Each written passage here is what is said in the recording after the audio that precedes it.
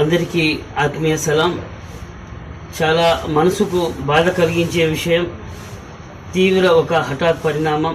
ఏదైతే అహ్మదాబాద్లో air India విమానం ఉన్నట్టుండి కుప్పకూలడం, అది ఎగిరినటువంటి కొద్ది సమయానికే ఉన్నటువంటి కుప్పకూలడం, అది నేరుగా వెళ్ళి వైద్య విద్యను అభ్యసిస్తున్నటువంటి వైద్యాన్ని అందిస్తున్నటువంటి మెడికల్ ఉన్నటువంటి హాస్టల్ భవంతి మీద పడడం, తద్వారా జరిగినటువంటి దుర్ఘటనలో బ్లాస్ట్లో విమానంలో ప్రయాణిస్తున్నటువంటి 240 మందికి పైగా, అదేవిధంగా ఆ హాస్టల్లో ఉన్నటువంటి 34 మందికి పైగా మరణించడం చాలా బాధాకరం. దాంతోపాటు ఎంతోమంది క్షతగాత్రులుగా వైద్యాన్ని తీసుకుంటున్నారు. ఇది చాలా మనసుకు చాలా బాధ కలిగించే విషయం.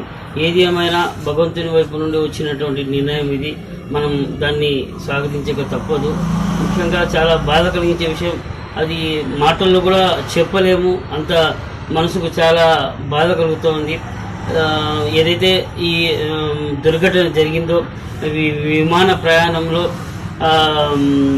ఆ మంటలకు ఆహుతి అయినటువంటి ప్రతి ఒక్కరికి, వారి కుటుంబాలకు రాష్ట్ర ముస్లిం ఐక్యవేదిక తరఫున ప్రగాఢ సానుభూతిని తెలియజేస్తూ అల్లాహ్ సుబ్హానహు వ తఆలా వారికి, వారి కుటుంబాలకు సహనాన్ని, ఓర్పును, మనోధైర్యాన్ని ప్రసాదించాలని, అదేవిధంగా ఎవరైతే క్షతగాత్రులుగా ఉన్నారో వారందరినీ కూడా స్వస్థత కల్పించి త్వరగా కోలుకునే విధంగా అల్లాహ్ సుబ్హానహు వ తఆలా వారి మీద చల్లని చూపు చూడాలని నేను అల్లాహ్ని ప్రార్థిస్తున్నా.